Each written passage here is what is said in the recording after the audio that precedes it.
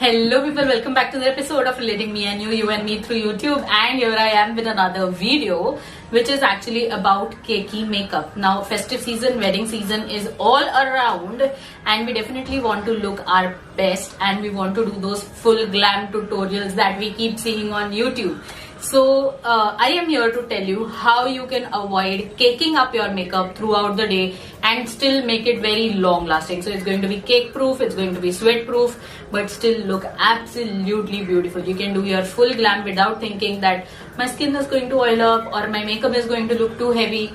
All of that is out of the window and we are going to look absolutely beautiful, glowing and healthy, like you can see right here. And yeah, I'm going to help you with 5 tips to avoid cakey makeup.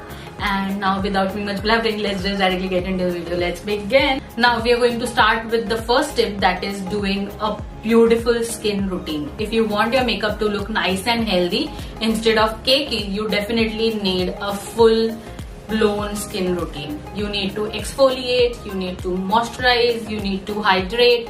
All that good things need to be done for your skin if you want it to look healthy and not cakey, because hydration and moisturization is what is going to make sure that your makeup sets on the skin very nicely instead of looking cakey. Now definitely a good skincare routine, exfoliation. Now we all think exfoliation is not necessary, but well, how wrong we are, because exfoliation is going to make sure that your skin doesn't give out as much oil. So kindly please follow your CTM routine so that your skin looks nice and healthy, and then the makeup can be placed on really well. Coming to the second tip is, do not skip your toner. Again, many people don't use toner in their normal skincare routine, but if you're going to do makeup, after doing that hydration, moisturization, let your skincare set for around 15-20 minutes and then it will give out all the oil that it has to. And that is where I follow. I put my toner on a cotton pad, or I take it on my hands and then nicely apply it all over my skin, so it maintains the pH balance when I've done exfoliation and everything, and at the same time it's going to make sure that all the excess oil from my face is taken away with that cotton pad. Like, my skin is not ripped off the oil. So here the concept is that your skin gives out more oil when it feels dry. So if you're thinking that you will not moisturize and everything and your makeup will look good because then it won't be oily, well, it's very wrong, because it's going to give out more and more oil. That is how your skin works, right? So you have to make sure that it is nicely moisturized and whatever excess oil or sebum that it has produced, you have cleansed that with the toner. So if you belong to oily combination skin family, you definitely need to use toner. And if you are from oily combination skin family like me, I also use moisturizers and oils in my skincare routine. So what I do is I apply that nice oil on my skin before my face wash and all of that routine. So that way I apply oil and then massage my face gently, and it nicely penetrates into my skin. So I get the moisturizing benefits of an oil, but it is still not under my makeup. So that way my makeup is still looking good enough and I have a nice hydrated and moisturized skin.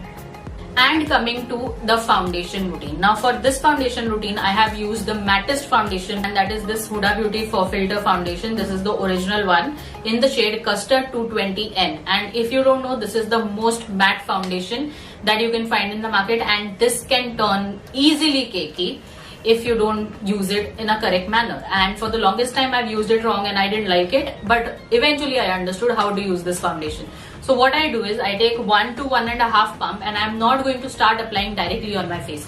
I'm going to take my brush and I'm going to pick it little by little and spread it evenly all over my face wherever I need it. Now I'm not going to go very close to my under eyes. I am not going to go on the areas where I am going to use concealer or bronzer or all of that, because I believe in one layer makeup. So I am going to use foundation only on the center of my face and on my forehead.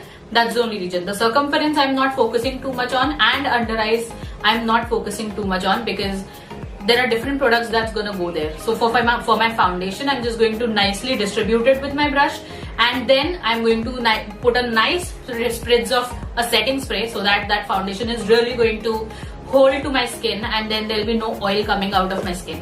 And then take my beauty blender and just blend it really well.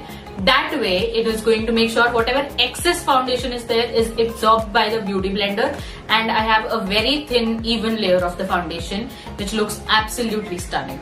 And following it up with my bronzer and my concealer, I am going to apply it on the areas where I just have to put it. Like the bronzer is gonna go only on the perimeters of my face, and concealer, if you see, I'm taking very little quantity of bronzer and concealer.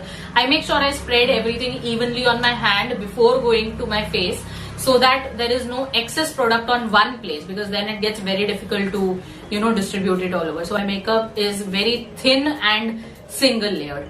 Now whenever I am applying, after I've done my bronzer and concealer and everything, when I'm going to apply my blush, again this is going to be a second product that's going to layer over my foundation and bronzer, so that is why I make sure again my blush is going in a single layer. So I again pick it up with my brush and then I just put it where I want to, and then blend it with the beauty blender, and everything gets mixed as one, and they don't look as 2 or 3 different layers. Like when you are doing one layer makeup, it is very easy that they can become stark and they have that sharp lines. To avoid all of that, I take that beauty blender for the final blend with my setting spray. And coming to the next tip is going to be powders. Now when I say I do single layer makeup, I mean one layer of cream product on one place. Obviously powders are going to play a very important role, but you skip powder thinking that it's gonna make it look cakey and heavy. Well, powders are the one thing that's gonna make sure that your makeup lasts longer.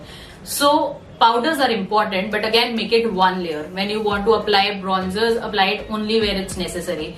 When you're applying blush, apply only where it is needed and not all over. Especially with the powders, people use compact powders or loose powders all over the face. Well, I don't do that. I belong to combination oily skin family, and still I don't feel the need of applying powder all over my face, because that's just going to make sure that my face looks very heavy. So I apply my blush, I apply my bronzer, contour, all of that, and then use powder only where there is no other powder. And guys, those are my 5 tricks to help you make sure that your makeup looks absolutely flawless and beautiful, like mine right now. It's looking so healthy, so dewy. Although I've used the matte foundation, my skin is looking nice and healthy and not dry and cakey. So yeah, that's all for this video. If you like it, give it a big fat thumbs up, and if there's anything else that you want me to make videos on, drop it in the comment section below. I'll be more than happy to do it. Until next time, take care. Tada!